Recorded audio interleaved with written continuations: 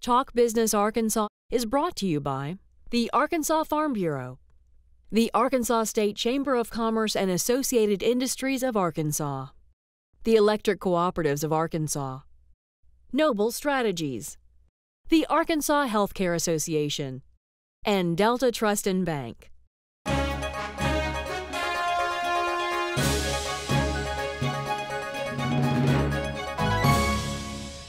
I'm Roby Brock with your Talk Business Arkansas update. Lots happening at the state capitol, a lot on our business agenda today.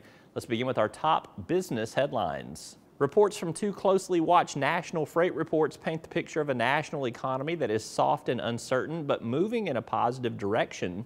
The Cass Freight Index reported a 5.6% increase in shipments in February, which helped counter a January decrease of 4.8%. The American Trucking Association's February Truck Tonnage Index rose 0.6%, down slightly from a revised 1% gain in January. The two reports are a significant leading economic indicator as they reflect what's happening in the manufacturing, wholesale, and retail channels. The head of a $5.7 billion industry in the state, the Arkansas Hospitality Association, and its executive director, Montine McNulty, tell me that her group is coping with a variety of factors in a slowly recovering economy, most notably consumer spending and health care.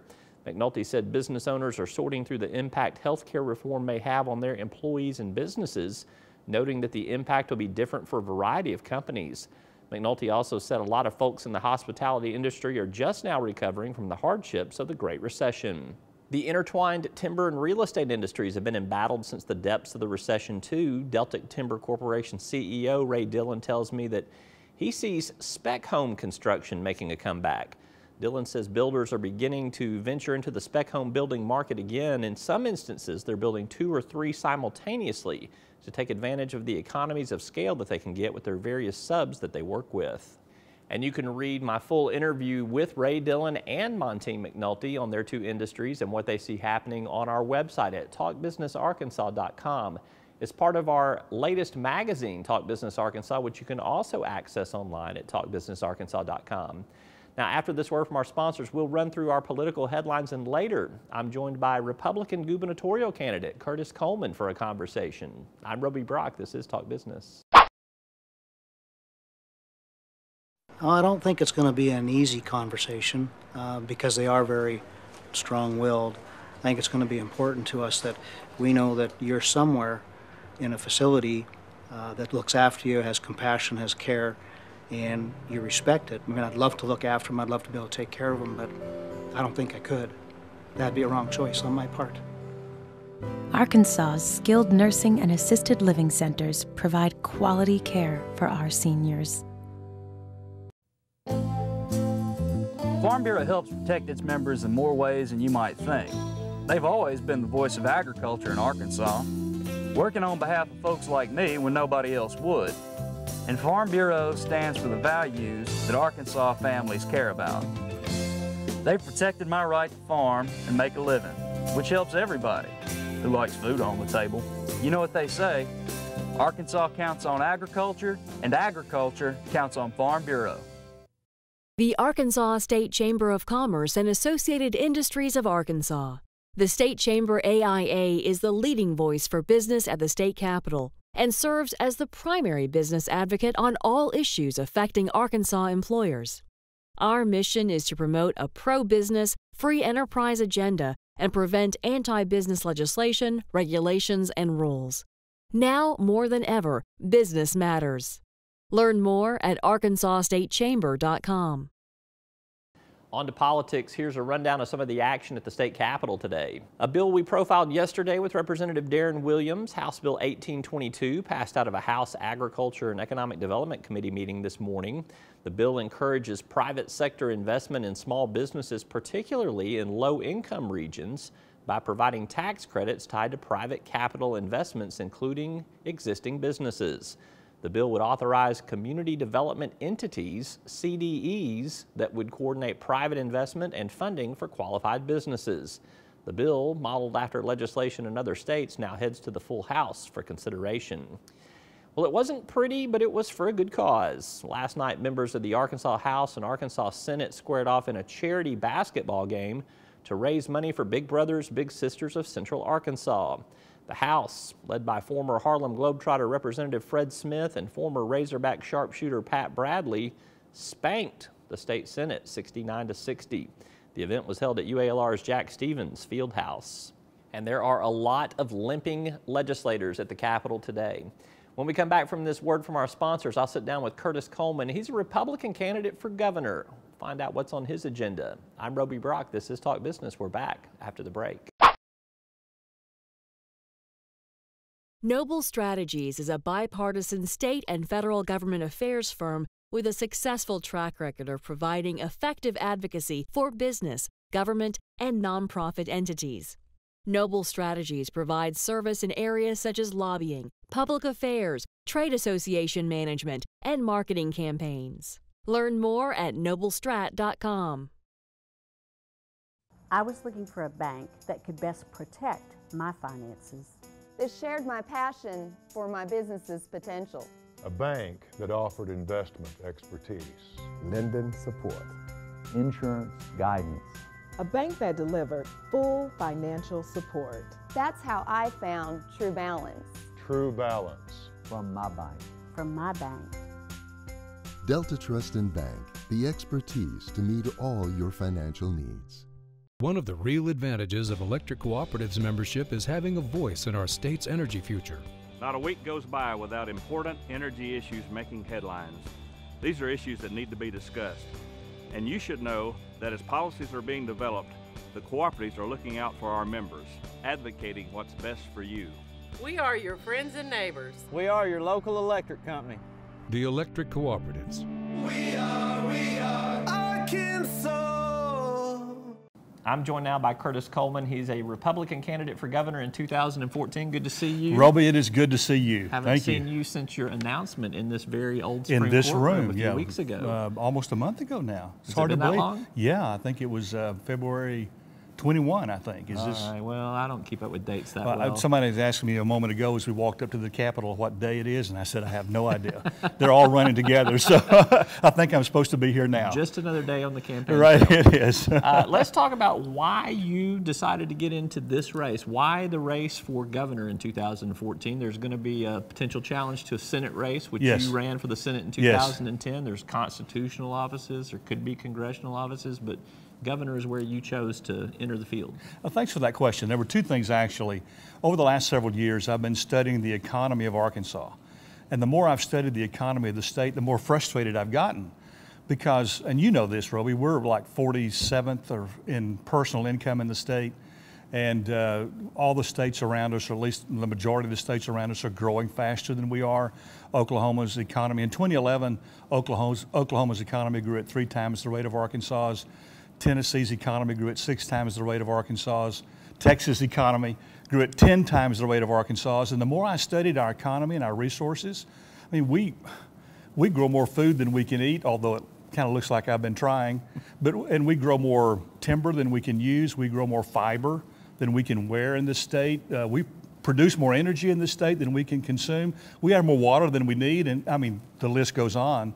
And the more I studied it, the more I realized that there's no reason, rhyme nor reason, why we should be considered to be, quote, a poor state. In fact, the more I heard our political leaders, in my opinion, excuse their poor performance on what I think is the hollow pretext of Arkansas is just a poor state, the more irritated I got about that. And I began studying why. It's not our people, it's not our resources, it's not even our roads. We have an onerous tax code in this state. We have the most anti-business, job-unfriendly tax code of any state we touch. And those things can be changed. Well, let's talk about taxes, because there's a lot of tax and cut there's a second reason, so let me make sure. Well, I'll tell you the second one. All right. The second one is that, as you know, I'm a student of the Constitution. I enjoy teaching the Constitution.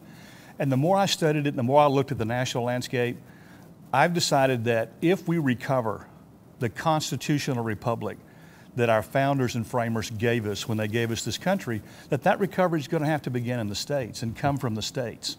And that we've got to recover the intended balance of power between the federal government and the states, and we've lost that. So those two are the big things that pushed me into the governor's race. And I think this is where that recovery is going to start. Not to beat you up on it, but you didn't Help have me. a great showing in the No. 2010 No. U.S. Senate No, you're race. right. Why is it going to be different in the 2014 governor's race? Well, several reasons, and there's a whole list of them. I learned a lot of things from the Senate race. You know, as you remember, I was the state campaign manager when Mike Huckabee ran in 1992 for U.S. Senate. There's a world of difference between being a campaign manager and between being a candidate.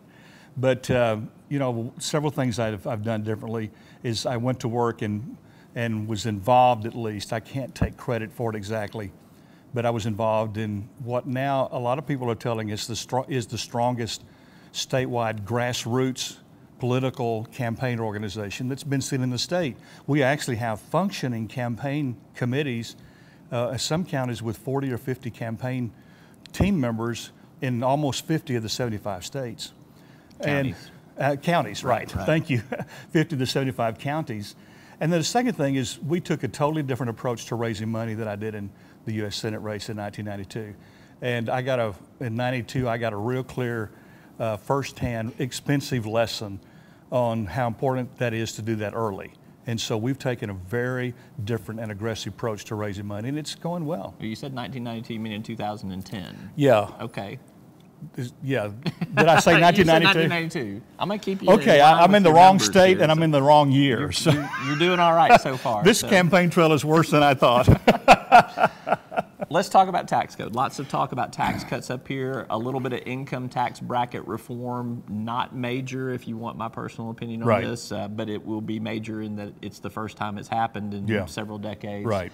You've got some targeted business tax relief floating around. The governor's grocery tax is still there. Davy Carter wants to see some capital gains tax cuts. What do you agree with in terms of what's being debated up here? Well, I will tell you, I think we need to reduce the state income tax rate. You know, I'm a businessman, and so when I'm losing in a market, I want to understand what the competitors are doing. Fundamentally, I think we need to look at the cumulative tax structure in Arkansas and make a better pro-business, pro-jobs tax structure in Arkansas than any of their surrounding states. And that'll mean adjusting personal state income tax rates, it'll mean adjusting corporate tax rates, it'll mean hopefully eliminating capital gains tax, because those are taxes on investments in business, and we desperately need capital to grow and build new businesses in Arkansas, and that is a huge stumbling block because Texas has zero capital gains tax. Tennessee has zero capital gains tax, and several other states around us are going to zero capital gains tax. So what they're saying to people is that if you'll invest in our state, we're not going to charge you taxes on the return on your investment. Right. But in Arkansas, we're going to hit you with 7%, and we've got to change the economic tax structure in Arkansas to put the welcome mat out for businesses to come to Arkansas. What I don't have to tell you, there still are some essential state services that are going to have to be provided by a tax code. And so when you look at a state like Texas that does not have that personal income tax rate, they get a lot more money out of their severance tax than we do. So are you advocating a shift to raising some taxes in some other areas to at least keep somewhat of a balance? I know that you can shrink government some and you can campaign on that platform, but you can't take 50% of state revenues away I agree with that. And then be done with it. No, so where's the balance? No, I agree with that. I think the balance is something we're going to have to find, and I'm not avoiding the question. I really think the balance is something we're going to have to find.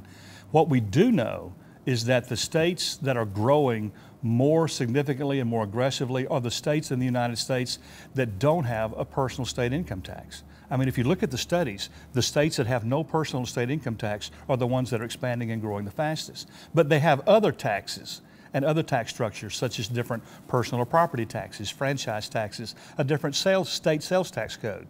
So we've got to find the combination that does two things: makes us competitive, and this has got to be the mission, makes us competitive with the neighboring states for growing and building new jobs and new businesses, and also adequately funds the essential services of the state.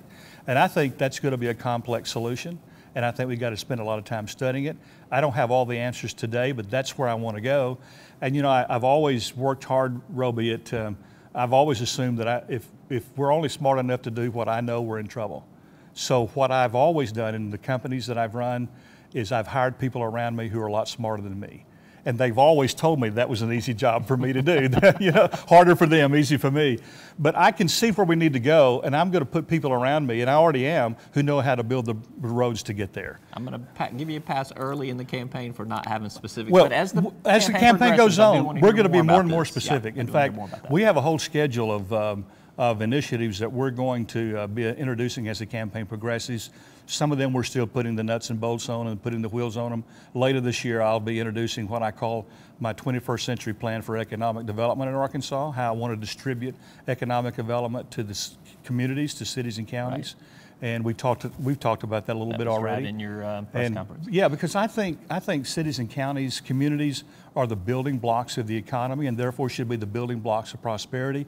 And I want to move the state towards supporting that more aggressively. And actually, I'd like to see us start 150 new companies, small new startup companies every year, then instead of one big major project once a generation. I think the state will do much better with that. Okay, well, just for future reference, I want numbers on a spreadsheet at some point. Okay. Let's talk about what's going on up here at the Capitol with Medicaid / health insurance exchanges. I know you're an adamant opponent of Obamacare, as it's been described. Right. Yet we do have a health care problem in this state. We do. Providing health care for our citizens. Right now, the option on the table is that the feds have given the state flexibility to basically use the Medicaid dollars in a private option health insurance exchange. You advocating that they're moving in the right direction on that, or you still see major problems? I still see major problems with it. It's better than the original option, mainly because private insurance companies have a history of better reimbursement rates for healthcare providers, especially our hospitals in the state. I'm very concerned about our rural hospitals. I'm very concerned about UAMS here in Little Rock that I understand lost $210 million last year, and they say that came from treating patients that have no health insurance. I'm very concerned about those things, and I don't want to lose those hospitals. On the other hand, the principle from which I operate is that it would be better, instead of putting more people into Medicaid, it would be better to shrink the number of people who need Medicaid. So what I want to do in this state is help us, and part of it is reforming the tax code, is let's build a tax code that lets Arkansas begin to prosper as it should and could. For instance, we did a study, our campaign did a study a few weeks ago, and we wanted to look at median incomes in the neighboring states. And if you live in Texas, Louisiana, Tennessee, Missouri, or Oklahoma, your median income is $138 a week more than the average median income if you live in Arkansas. Those are the things we've got to address. What I'm concerned about is that when we increase the cost of government, which is what we're talking about doing, even by expanding the number of people who can be subsidized under the healthcare exchanges. As we grow the cost of government, that is counterproductive to creating the kind of economy where people can prosper. For no other reason, not only do individuals pay more income tax, the second thing is that businesses, as you well know, consider the cost of government to be an overhead. And the greater the overhead, the less attractive the state is. In fact, I've got a businessman here in Arkansas right now who owns a large internet interconnectivity company. He called me a few weeks ago and he said, Curtis, we figured out that we can save 9% right off the top if we just move our company to Tennessee because of the tax structure and the regulatory structure in Arkansas. And I'm begging him to stay. And he told me the other day, I'm going to keep at least 2 of my companies. And I said, that's not good enough. I want all of them, and I want the biggest one to stay here. What was the name of that company again? Right. Well, he didn't. Yeah, okay. But let me tell you this, at the rate at which they're growing, they'll be, in their sector, they'll be one of the top 50 companies in the world, and we're about to lose them. So let's do this. Let's focus. Think about if we spent as much energy and even resources on creating the kind of economy in Arkansas where people can prosper and thrive, and you have fewer people who need Medicaid, then that's where we need to go. And I'm concerned that we do things now that inhibit the progress in that area. I don't have to tell you, what you're talking about doing in terms of transformation is not an overnight transformation. It's not an overnight. What do you do in the interim? You've got the federal government basically saying this money's going to be there for you. And do you walk away from that money when it's there for the state to craft a plan that could work for Arkansans? Well, 2 things. One is we've got to stop thinking about federal money as not coming from us. I understand. And the fact is that our nation is $17 trillion in debt and headed down what I think is a fast track to a catastrophe, a financial catastrophe. And the second thing is that we can't separate the federal money from state money like we often hear state legislators do so often, because Roby, if you take $10 out of my pocket with your right hand and then take $10 out of my pocket with your left hand, I can't tell the difference. So if it's the state taking it out of my pocket or the federal government taking it out of my pocket, it feels the same.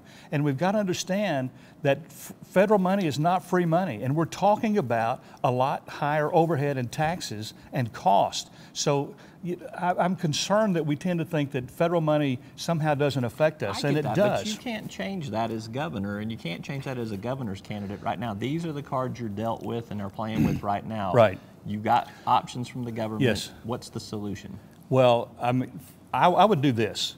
I would push back against expanding Medicaid in Arkansas fundamentally. And I would go to work on developing a plan to help our rural hospitals and our state hospital survive that transition period, that spin-up period where we reduce the cost of government, change the tax code, let people start to build businesses in Arkansas, and then start to see the economy prospers. And I don't think it'll take as long as some people think it will. But I do think we have to have a structure and a plan to help our rural hospitals and our state hospitals survive the process. So but we will be so much better off when we get there if we'll do that. Just want to make sure I understand you. So you're advocating maybe either segregating some money out of general revenue to help during that transition, or creating some sort of fund to help in that transition?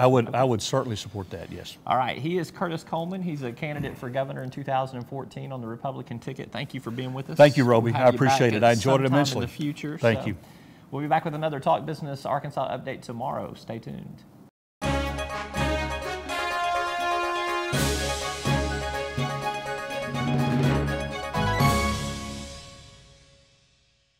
Talk Business Arkansas is brought to you by the Arkansas Farm Bureau, the Arkansas State Chamber of Commerce and Associated Industries of Arkansas, the Electric Cooperatives of Arkansas, Noble Strategies, the Arkansas Healthcare Association, and Delta Trust and Bank.